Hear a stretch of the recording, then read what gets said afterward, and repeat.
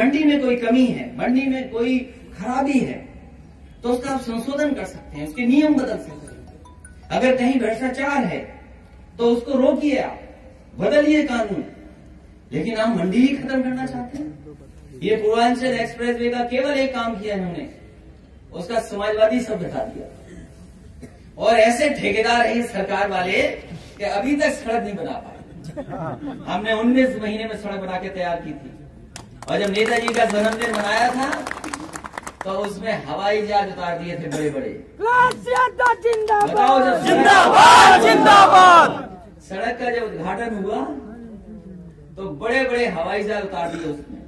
देश के सुकोई, मिराज और दुनिया का सबसे बड़ा हवाई जहाज जो हरक्यूलिस है, सबसे भारी हवाई जहाज है, वो भी हमने एक्सप्रेस वे में उतार दिया। आपकी ये सड़क एक्सप्रेस वे ये नहीं बना पा रहे। हम जानते हैं कि आने वाले समय में समाजवादियों की सरकार बनने जा रही है, सरकार बनने जा रही है, सरकार बनेगी। तो ये सड़क किसान नौजवान को तो लाभ मिलेगा ही मिलेगा। यही सड़क है जिसमें हवाई जहाज उतार करके फिर उद्घाटन बताइए।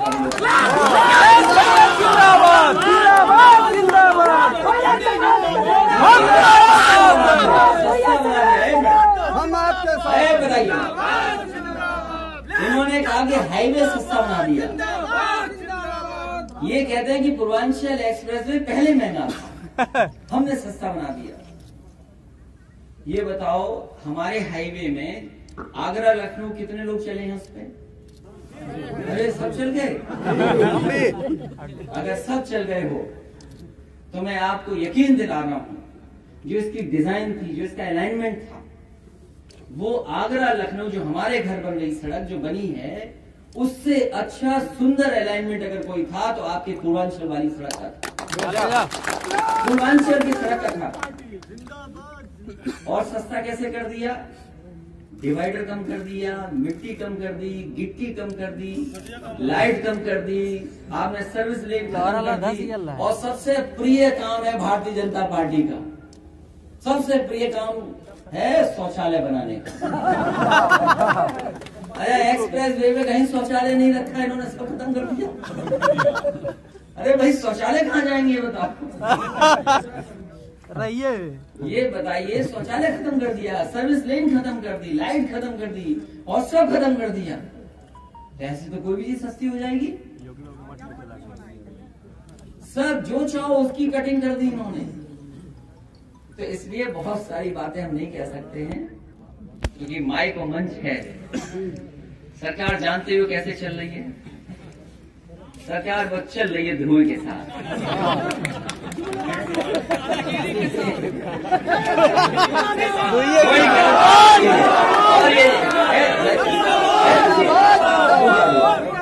और ये जो लोग आपको डरा रहे हैं वर्दी से, भूल गए ये, नहीं भूल गए, ये भूल गए, ये अपना हिसाब किताब भूल जाते हैं। अभी मार रहे थे। रुक जाओ भाई, रुक जाओ। लड़ाई नहीं है, तुम्हें ही सलूट मारेंगे, क्यों चिंता करते हो?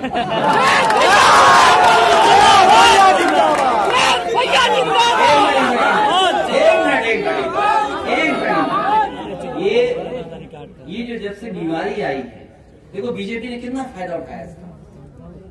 जब से ये बीमारी आई है, हमें और आपको कह दिया मुंह बंद कर लो, अपना खोल दी, और नाक बंद कर लो। और सरकार ने खुद अपनी आंख और कान बंद कर दिए। बिहार में, बंगाल में चले गए। यही तो हुआ बीमारी से जी। हमारी आपके मुंह और नाक बंद कर दी कि कुछ मत बोलो आप, और खुद अपने कान और कान और आंख बंद कर ली। कुछ नहीं दिखाई दे रहा और कुछ न सुनाई दे रहा। आपने बताओ महंगाई बढ़ी कि नहीं बढ़ी?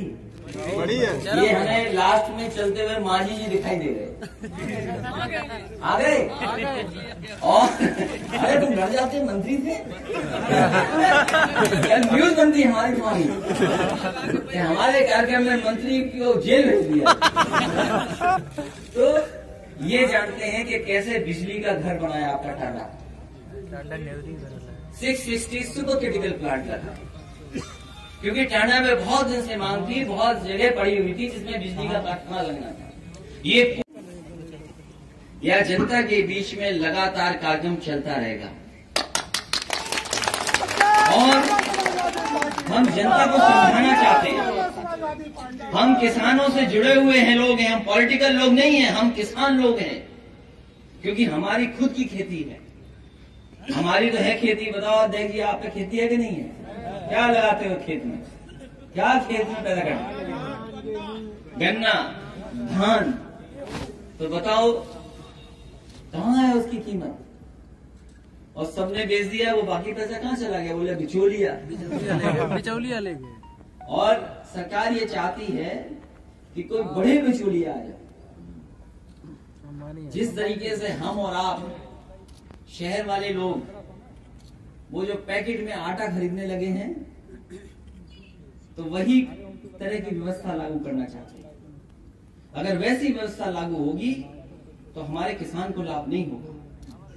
अगर बड़े बड़े फार्म बन जाएंगे तो हमारे छोटे किसान का क्या होगा? हमारे छोटे जो किसान हैं उनको कौन खरीदेगा, कौन देगा? उनको मजबूरी होगी कि फार्म के साथ जुड़ जाएं, और फार्म के साथ जुड़ जाएं तो कानून पता कर लेना। 1 साल पहले समझौता होना है कि क्या हम देंगे पैसा। एमएसपी बाद में तय होती है, समझौता 1 साल पहले होना है। तो बताओ समझौता होने के बाद कौन पैसा देगा आपको? और फिर आप कहीं कोर्ट में नहीं जा सकते, आपको कोर्ट में जाने का मौका नहीं मिलेगा। आपका अधिकार छीनने की आप कोर्ट भी नहीं जा सकते। कोई झगड़ा हो गया आपका, तो बताओ ये कहां का न्याय है? लोकतंत्र में कहां के अधिकार हैं ये कि अगर आप समझौता तोड़ते हो तो कोर्ट नहीं जा सकते आपको वहीं एसडीएम साहब के पास जाना पड़ेगा। और एसडीएम साहब किसके हुक्म पे चलते हैं? वो तो बहुत छोटे अधिकारी हैं। बाकी छोटी मोटी चीजें आप जानते होगी कि एसडीएम साहब कैसे अच्छा काम करते हैं। जैसे हमारी 100 नंबर बिगड़ गई तो बिगड़ गई कि नहीं बिगड़ गई? अरे यही पुलिस के लोग, थाने में पैसा नहीं होता था इनको, डीजल पेट्रोल का पैसा नहीं होता था। पत्रकार साहब ये पूछ लो, ये जानते होंगे, पुलिस के लोग खुद जानते हैं ये बात। ऐसा नहीं है कि पुलिस के लोग नहीं जानते हैं। अगर कोई तकलीफ परेशानी में एफआईआर दर्ज कराने या कोई पकड़वाने आता था तो आपको डीजल पेट्रोल आपकी अपनी जेब से देना पड़ता था। या तभी पुलिस की गाड़ी चलती थी जब आपकी जेब से उनकी गाड़ी में डीजल पेट्रोल पड़ जाता था। और कभी कभी तो डीजल पेट्रोल से ज्यादा पैसा ले, भी माइलेज उनका बहुत खराब है। जो माइलेज है वो खराब है। 100 नंबर जो गाड़ी दी उसको 112 कर दिया। और हमारे मुख्यमंत्री तो कमाल के हैं, इतने कमाल की जिनकी आप कल्पना नहीं कर सकते। उन्हें कुछ दिखाई नहीं दे रहा कि धान बिका ही नहीं किसान का। लोग ट्रॉली लेकर के खड़े रहे, महीनों खड़े रहे, नहीं खरीदा किसी ने। और अभी भी शिकायतें, केवल एक जिले से शिकायत नहीं है, हर जिले से शिकायत है, लेकिन उन्हें तभी नहीं दिखाई दे रहा है। उन्हें तो केवल एक चीज पता है कि नाम बदलना है। बताओ अम्बेडकर नगर के लोगों, किसी को नाम बदलना हो तो बताओ। तो नाम बदल करके, शिलान्यास का शिलान्यास कर करके, उद्घाटन का उद्घाटन करके। और हम तो कहते हैं कि जो पूर्वांचल के लिए सड़क मिली है, पूर्वांचल एक्सप्रेसवे, ये मामूली सड़क नहीं है नौजवान साथियों, किसान भाइयों। ये सड़क शहरों को तो जोड़ ही जोड़ रही है, हमारा कारोबार बढ़ता, गांव जुड़ते, और इसके किनारे जो मंडियां बन जाती उससे हमारे किसानों को। बीजेपी ने एक यूनिट भी बिजली नहीं बनाई। मैं ये दावा कैसे कह के जा रहा हूं कि एक भी यूनिट बिजली नहीं बनाई, और पिछले लगातार सालों में बिजली महंगी की है। बताओ बिजली महंगी हो गई कि नहीं हो गई? और बिजली महंगी नहीं होने से ना कारखाना आना है, ना हमारा किसान खुशहाल हो सकता। कोई कारखाना नहीं आएगा, ना कोई हमारा किसान खुशहाल हो पाएगा। और इस बीमारी से और क्या हुआ, हमें आपको डरा दिया।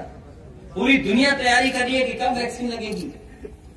पूरी दुनिया तैयारी कर रही है, अमेरिका तैयारी कर रहा है कि वैक्सीन हम अपनी जनता को कैसे देंगे। पूरी दुनिया में देश जो हैं, यूके, लंदन, यूरोप या कनाडा जैसे देशों ने तैयारी कर ली है कि हम कैसे कैसे वैक्सीन देंगे, किसको किसको इंजेक्शन लगाएंगे। लेकिन कमाल की सरकार है हमारी, ये हमें और आपको किसान में उलझा करके वैक्सीन का पता नहीं लगने दे रहे कहां जा रही है। वो नहीं चले तो इसलिए वैक्सीन लगनी है, वैक्सीन लगेगी। जो वैक्सीन जब लगेगी तभी तो हम एक दूसरे से एकदम खुले घूम सकते हैं। लेकिन हम बधाई देना चाहते हैं और हम आपसे कहना चाहते हैं, वो अभी नहीं, समय आएगा चिलम बरामद की जाएगी, इसलिए समय आएगा और समय आ गया। अब दिन नहीं बचे हैं, अब दिन नहीं बचे हैं, याद रखना समाजवादी साथी हुई, दिन नहीं बचे हैं, दिन केवल गिनती के हैं।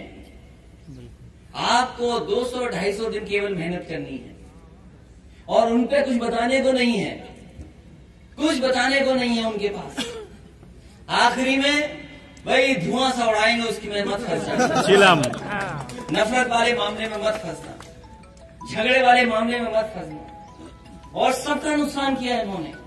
ये हमारे पुलिस के लोग डंडा लेके खड़े हैं, नहीं पता इनका 1 महीने का वेतन चला गया और डीए चला गया इनका, और डंडा लेके खड़े हैं। पता है कि नहीं पता है, पूछो इससे।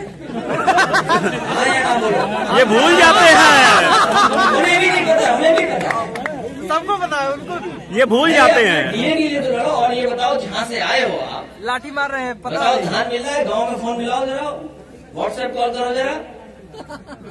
आप भी तो किसान के बेटे हैं, आप पूछिए कि धान की कीमत क्या दी आपने।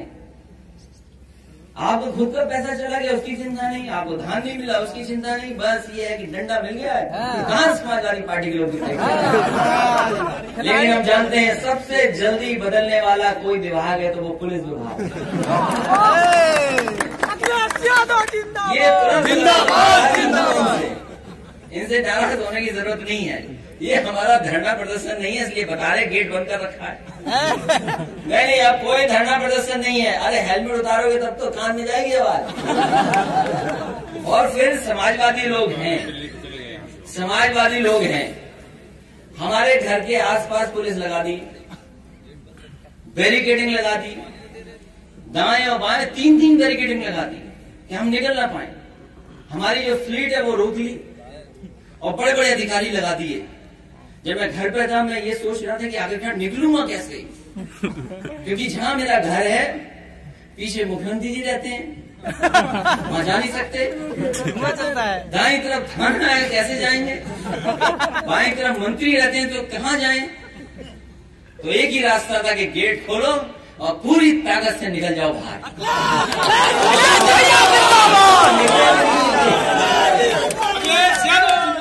निकले कि नहीं निकले? निकले भैया। अगर हम तान लें कि अभी निकलना तो कौन रोक लेगा हमें? इसलिए हमारा ये धरना नहीं है, हम किसान के साथ खड़े हैं जी, हम किसान की लड़ाई में साथ खड़े हैं।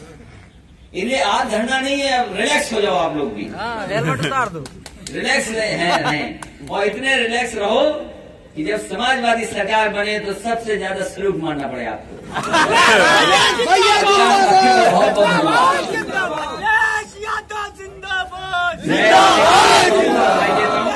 कि लगातार संघर्ष कर रहे हैं, लगातार उनके मुकदमे लड़ रहे हैं, लगातार अपमानित पड़ रहा है। ये कहीं अपमानित होने का रास्ता नहीं है। अरे मैं तो ये चाहता था